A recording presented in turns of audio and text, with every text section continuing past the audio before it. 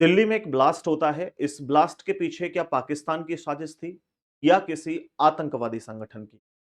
साथियों, मेरा नाम है विवेक चौधरी और आप देख रहे हैं कंपटीशन गुरु यूट्यूब चैनल। मैं आपको इस पूरी कहानी को बताने वाला हूं इस वीडियो में।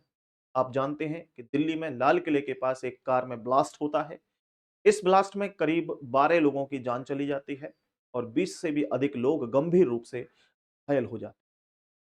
इस पूरे वाकया को मैं बताऊं इससे पहले मुझे थोड़ा सा इतिहास में जाना होगा और इसके इतिहास की कुछ जानकारी मुझे देनी पड़ेगी कि यह साजिश कब से चल रही है।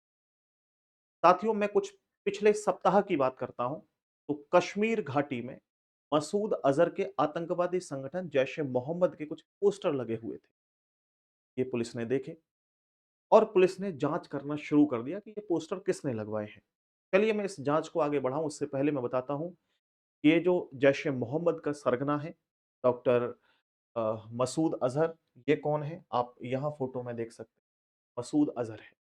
इसकी एक और कहानी मैं आप लोगों को सुना चुका हूँ। आपने सुनी होगी कि एक प्लेन हाईजैक कर लिया गया था, के बदले कुछ आतंकवादियों को छोड़ा था, तब जाकर के वो प्लेन में बैठे यात्री वापस आए।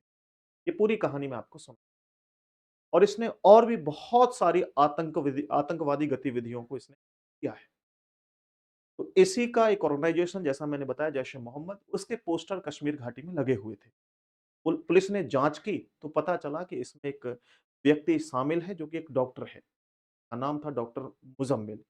इसको गिरफ्तार किया गया। इससे जांच पड़ताल की गई कि भाई क्या कर रहे हो ये तुम? ये पूरी जांच की गई तो एक नाम और सामने आया।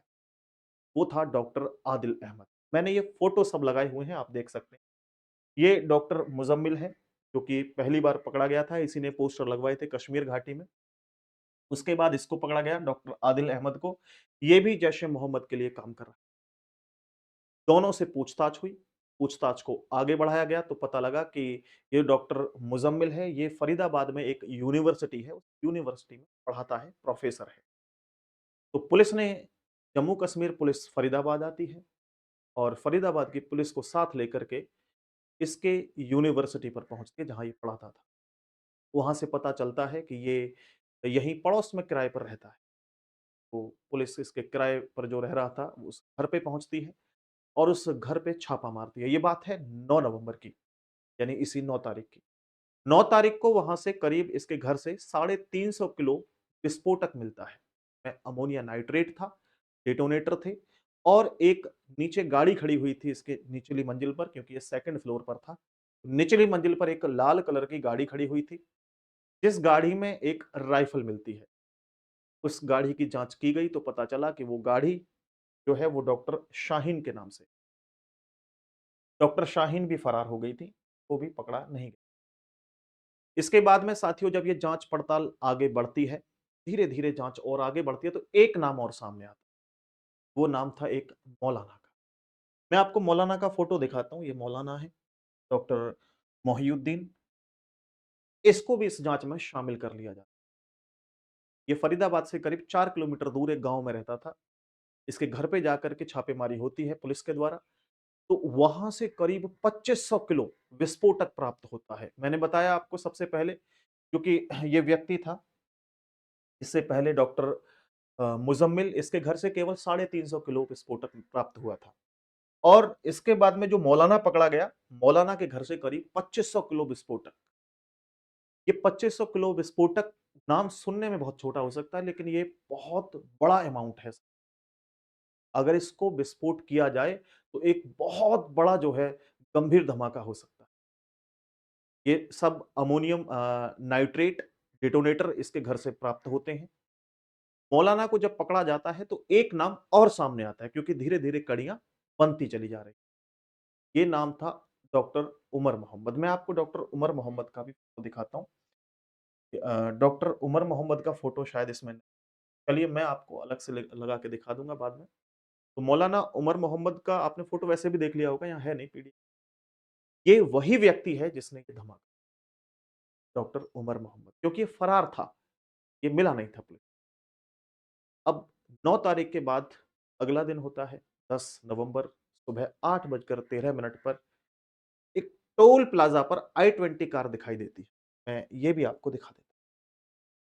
देखिए, ये कार है, ये कार टोल प्लाजा पर खड़ी हुई है और यहाँ से एक व्यक्ति बाहर की तरफ नज़र गड़ाए हुए है, मास्क लगाया हुआ है और ये करीब मैं बात करता हूँ तो 10 नवंबर की सुबह 8 बज कर के 13 मिनट की है। इस गाड़ी का नंबर भी यहाँ कैमरे में बिल्कुल साफ-साफ नज़र आ रहा है, HR26CE7664। ये टोल प्लाजा पर खड़ी दिखाई देती है। बदरपुर की ये बात है, लेकिन धीरे-धीरे कार आगे बढ़ती है। उसके बाद ये सुबह से लेकर के शाम तक इधर-उधर दिल्ली में घूमती रहती है।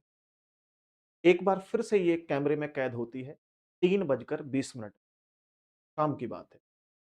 आप लोग देख सकते हैं यहाँ पर ये दिखाई देती है और ये दिखाई देती है लाल किले की एक पार्किंग में। जहाँ लाल किले के पास कभी आप जाएँगे तो मेरा तो कई बार जाना हुआ है। वहाँ बहुत बड़ी ये पार्किंग है। पार्किंग में ये गाड़ी जाती है और अंदर जाकर के खड़ी हो जाती है। एक बात सोचने वाली थी कि व्यक्ति अपनी गाड़ी को पार्किंग में लगा करके बाहर निकलता है, घूमने जाता है इधर-उधर अपना काम करता है और निकल जाता है। लेकिन इस गाड़ी से 3 घंटे तक कोई भी व्यक्ति बाहर नहीं निकला, अंदर ही बैठा रहा मास्क लगाकर।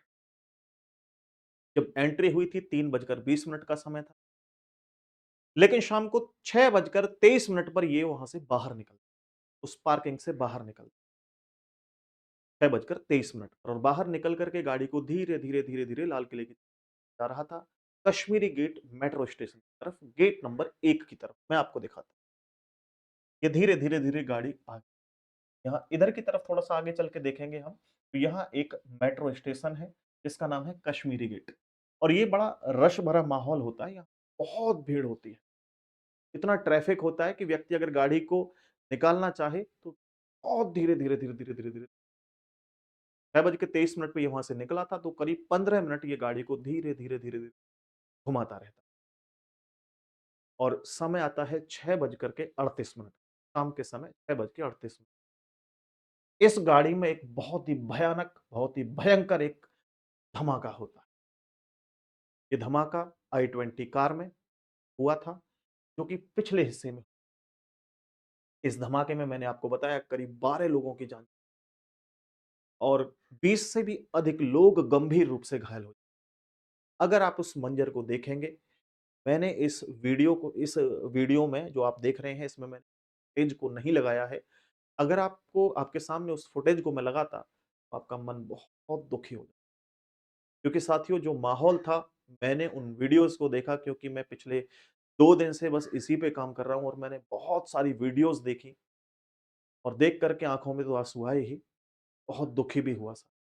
ये पूरी घटना, इस घटना के पीछे मैं बता दूँ कि मौलाना मसूद अज़हर शामिल, बाकी जाँच चल रही है साथियों। यहाँ पर जो ये घटना हुई है, इस घटना में बहुत से जब ये लोग आस-पास घूम रहे थे, अचानक से इस विस्फोट में ऊपर की तरफ उड़े और गंभीर रूप से घायल हुए, तो बहुत नुकसान हम ये एक आतंकवादी गतिविधि है और इस तरह का मामला पहली बार देखने को मिला है कि चलती कार में विस्फोट हुआ है। प्यारे साथियों, कोई भी मैं कहूँ तो मेरे पास कोई शब्द नहीं है बताने के लिए कि इतना बुरा कैसे कोई सोच सकता है। आगे की कहानी मैं आप लोगों को एक नई वीडियो में बताऊँगा कि क्या अभी चल रहा है। इसकी जाँच जो है वो दिल्ली पुलिस से लेकर के एनआईए को दे दी गई है और जाँच में किस-किस के नाम सामने आते हैं, ये भी मैं आप लोगों को नेक्स्ट वीडियो में बताऊँगा। अभी फ़िलहाल इस वीडियो में इतना ही रखता हूँ। उम्मीद करता हूँ कि मेरे द्वारा दी गई जो जानकारी है, ये आपको पूरी तरीके से समझ में आई होगी। आज के लिए इतना ही। बहुत-बहुत धन्यवाद। जय हिंद।